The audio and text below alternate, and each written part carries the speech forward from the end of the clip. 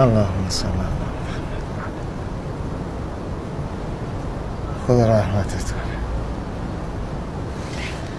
یا الله.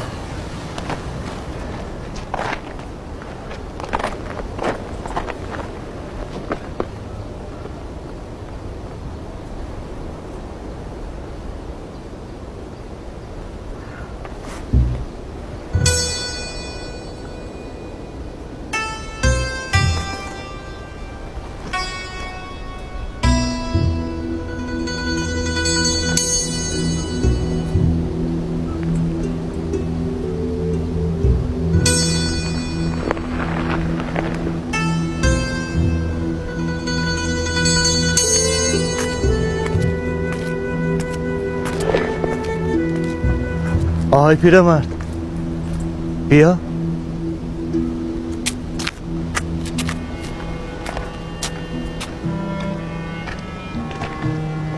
شما رو این سنگ چیزی میبینی؟ یه کیسه. پس میبینی. آها مال شماست. لا اله الا الله. آفتاب به مغزت خورده؟ چه بوی خوبی میاد.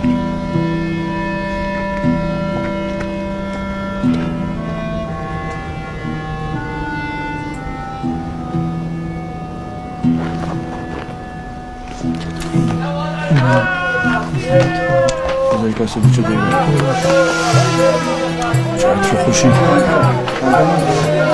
اگه بوی خود عباسی آخر من عباسی داریم آره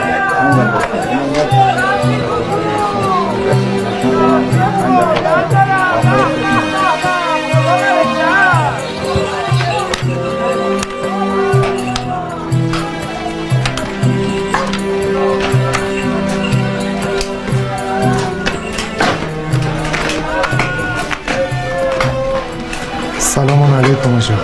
علیک. بازم توی شیخ؟ گفتم که شاگرد نمیخوام.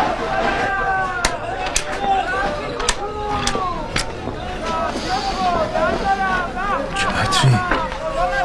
این کیسه برنج شما برای من صدقه فرستادی؟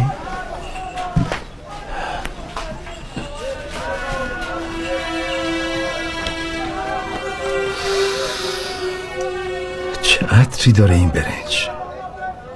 این برنج نیست، طلاست. هوش از سر آدم میبره. از کجا آوردیش؟ شوخی نکن مومن. پس این کیسه رو شما نفرستادی؟ من برای بابام برنج نمیفرستم. برای تو بفرستم تو این قحطی؟ با این حال حاضرم همه این برنج رو بخرم. اصل بارش کجاست؟ چقدر از این داری؟ همینه. از کجا آوردیش؟ نمیدونم. این یه تحفه است. صبر کن شیخ. من به عمرم همچین برنجی ندیدم. حاضرم با 2 کیسه برنج بزرگ عوض کنم. 3 کیسه. خدا نگهدار. 4 کیسه. شیخ 4 کیسه. استاد روایتی رو فرمودن که برای من خیلی قابل تأمل. این که مولا علی میفرمایند دنیا بازار زیان است، یعنی شما هر جوری که به سمت دنیا بری زیان میکنی. سلام علیکم شیخ علی جان. سلام علیکم. مباحثه دارم حاج آقا. عرضی داشتم. کار واجبیه. من شرمندم. خدمتتون میرسم. عذر میخوام. یا الله. مخلصم حاج آقا. خوش آمدید.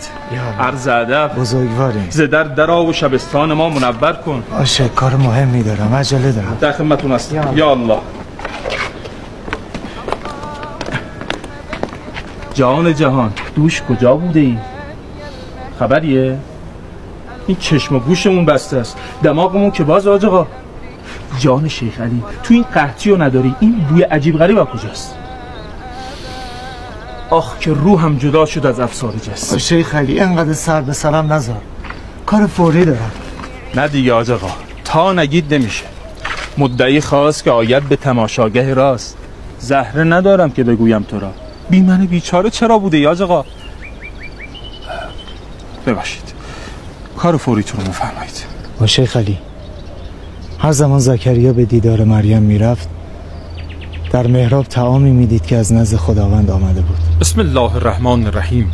كلما دخل عليها زكريا المحراب وجد عندها رزقا قال يا مريم أنى لك هذا قالت هو من عند الله إن الله يرزق من يشاء بغیر حساب. تا اینجا کافی. حالا درباره این آیه برام بگو. بگو شیخ. حاج آقا شما خودتون استادید، درس میپرسید؟ شیخ علی، میخوام از زبون شما بشنوم. یا الله بفرمایید. یا الله بفرمایید. این آیه اشاره به این داره که از مقام غیب غذای بهشتی نازل میشده و صورت مادی پیدا میگرده. چنانچه حضرت مریم در جواب زکریا میفرماید قالت هو من عند الله. پس غذای دنیایی نبوده حاج آقا. اما هرچی بوده از جنس شبه و خیالم نبوده. یعنی باقی مردم میتونستن ببینن. قابل لمس بوده، قابل خوردن بوده، مثل خرمایی که مریم میخوره. صد البته. عجب برنجیه، چه عطر و طعمی داره. جان آدم حال میاد. بخوریم بچه ها. حضرت عیسی سفره برای یاران خود میانداخته، غذا از غیب ظاهر میکرده و قابل خوردن بوده؟ بله، هم میخوردن هم سیر میشدن. البته باز هم اکثرهم لا یؤمنون. بله، فقط برای پیامبران و اولیا. سوال منم همینه شیخ علی. میخوام ببینم آیا ممکنه برای انسانهای عادی هم غذای آسمانی ظاهر بشه؟ میدونم گفتی نپرس، اما دوست دارم بدونم. بهم بگی، قول میدم به کسی نگم، بین خودمون میمونه. الظاهر میشه، چرا که در ادامه همین آیه میخونیم اعوذ بالله من الشیطان الرجیم. قال یا مریم انا لک هذا قالت هو من عند الله ان الله یرزق من یشاء بغیر حساب. خداوند اگر بخواد به غیر حساب به هر کسی رزق و روزی عنایت میکنه. عجب. آقا ملا مهدی، نکنه کج فهمی بکنی مثل این طوایف دراویش و صوفی بری در محراب بشینی از خداوند بخوای به رزق و روزی بده ها. کار درست نیست. نه. کجا حاج آقا؟ کار مهمتون همین بود؟ آقا ملا مهدی، لا اله الا الله. هرچی خیره انشالله پیش میاد.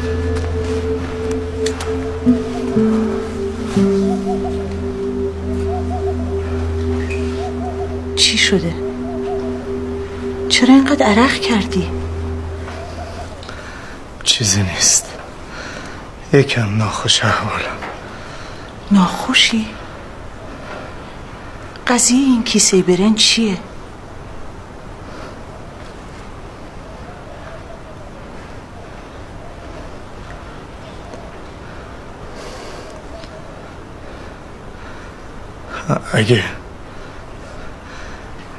اگه قول بدی بین خودمون بمونه، رازشو بهت میگم.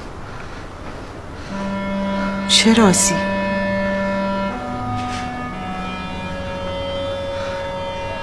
این برنجی که تو سفرمونه یه نعمت زمینی نیست.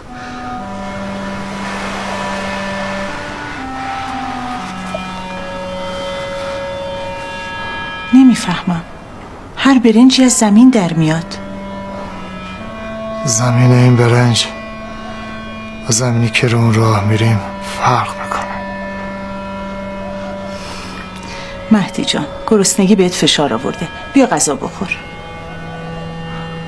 آسیه، بله. از کیسه برنج چقدر برداشتی؟ نصفشو.